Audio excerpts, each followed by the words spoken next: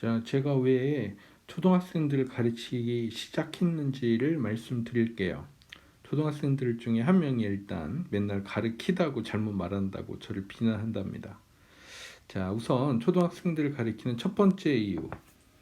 주로 초등학생들은 기초가 지금 거의 없잖아요. 고작 구구단 정도 아는 상태고 많은 기초가 없는 상태에서 거의 미래만이 있으니까 제 공부법의 가장 큰 특징이 먼 미래일수록 더 효과가 좋거든요. 그래서 미래만이 있기 때문에 이게 첫 번째 원인입니다.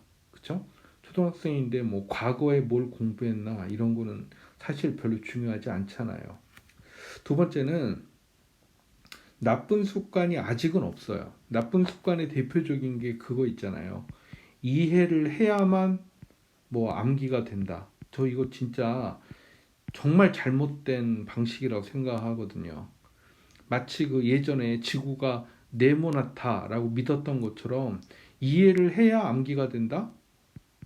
그렇지 않을 수 있거든요. 근데 어릴 때부터 이거 훈련을 시켜야 되는데 좀 머리 커지고 공부 좀 특히 오히려 잘한다는 사람일수록 이해를 해야만 암기가 된다라는 이 잘못된 신념을 갖다 가지게 돼요. 마치 종교처럼. 근데 저는 이거 되게 맹목적이라고 보거든요.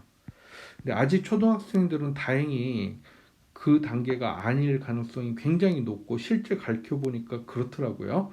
심지어 머리 좋은 학생들조차도 나쁜 습관이 없다.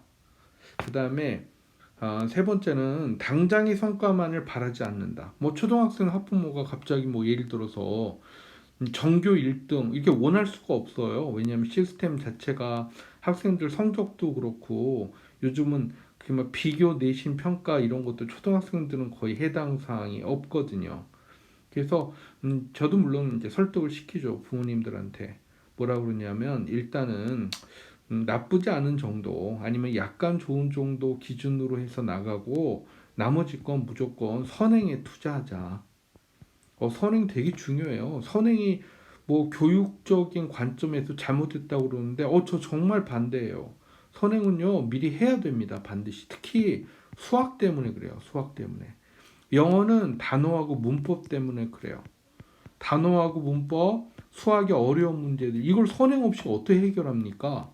정말 저는 말도 안 된다고 생각하고요. 특히 우리나라는 수학 되게 어렵고요. 영어 단어 문법 마찬가지로 굉장히 어렵습니다. 미국에서 살다 온 케이스가 아니라면 정말 어려워요. 근데 미리미리 선행을 해주면 나중에 편하게 가거든요. 근데 선행이 마치 비교육적, 반교육적 나가는 거 정말 전 이해할 수 없고요. 사교육 비난이 이거 원리라는 거 잘못됐다고 봅니다. 그래서 제가 확실하게 혼자서 공부하거나 혹은 부모님이 교육할 수 있는 그런 시스템을 갖다가 만드는 게 제 목표예요. 그래서 혼자서 공부하거나 머리 좋거나 향상심 좋은 학생은 혼자서 공부하고 부모님이 도와주시면 부모님만으로도 충분히 될 수 있게 부모님 실력이 비록 나쁘다 하더라도 가능할 수 있도록 시스템을 갖다가 만들어서 사교육은 없어져도 되는데 충분히 혼자서 공부 잘할 수 있게 만드는 그런 시스템을 만드는 게 제 목표예요. 물론 마지막으로 어려움이 있습니다. 일단은 학생이 향상심이 있어야 돼요. 근데 막상 가르치다 보니까 초등학생들 중에 향상심이 있는 학생들이 의외로 드물더라고요. 많은 샘플이 없기 때문에 제가 보기엔 절반이 안 되는 것 같아요. 그래서 50%보다는 훨씬 미만이다. 어쩌면 5%일 수도 있어요. 심지어. 이게 첫 번째 어려움이고요. 당연한 얘기지만 타고나게 머리가 나쁜 학생들도 꽤 되는 것 같아요. 근데 이걸 비난하려는 얘기가 아니에요. 오히려 머리가 나쁜 학생들도 따라할 수 있는 그런 목표를 갖다 제가 설정을 했어요. 머리가 나쁜 게 그 학생 잘못이 아니잖아요. 그죠? 그럼 머리가 나쁘면 나쁜 대로 저도 머리가 좋았던 학생이 아니기 때문에 나쁘면 나쁜 대로 거기에 맞추어서 나갈 수 있는 시스템을 만드는 게 목표로 하고 있고요. 마지막엔 부모의 이해 부족이 있어요. 제가 여러 번 미리 말씀드렸거든요. 지금 당장은 막 상위 1% 그런 느낌 없다. 포인트는 어디까지나 선행이다 라고 하는데 막상 부모님들을 만나서 얘기해 보면요, 당장 오늘 몇 개 틀렸다 막 이런 걸 갖다 되게 중요시 여기시더라고요. 사실 이게 중요한 게 아닌데. 영어 단어만 마지막으로 예를 들게요.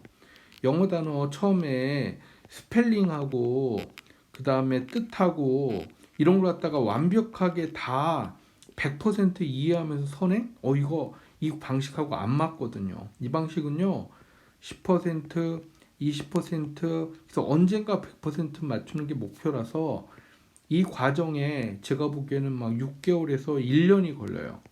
근데 이 과정을 갖다 거치고 나면 스펠링도 완벽해지고 뜻도 완벽해져요. 그런데 이 중간에 갑자기 뚝 띄어서 스펠링도 완벽해야 돼. 뜻도 완벽해야 돼. 뭐 발음도 완벽해야 돼. 이건 아니거든요. 차차 조금씩 그 물에 젖듯이 나가는 방식이라서. 근데 이 방식 설명드리기가 어렵거든요. 부모님들께서 혹시 이걸 갖다 보시게 된다면 요걸 이해해 주셔야 돼요. 그래서 예를 들어서 저는 첫 단계를 대략 3,000단어 수준으로 보는데 3,000단어는 중3 완성 단계예요. 중3에서도 공부 아주 잘하는 단계예요. 그런데 이 단계인데 이게 다 완벽해져요. 그런데 제가 보기에는 이렇게 하는데 1년에서 1년 6개월, 1년 반 잡으면 되거든요. 좀 암기력이 떨어지더라도. 그래서 요걸 갖다 보시고, 내 아이들이, 내 자식들이 지금 당장은 완벽해지진 않는데 1년에서 1년 반 코스를 거치고 나면 이 모든 게 완벽해지는구나 라고 여겨주셨으면 좋겠어요. 자, 이런 목표로 제가 초등학생들을 가르치기 시작했습니다. 앞으로도 잘 부탁드릴게요.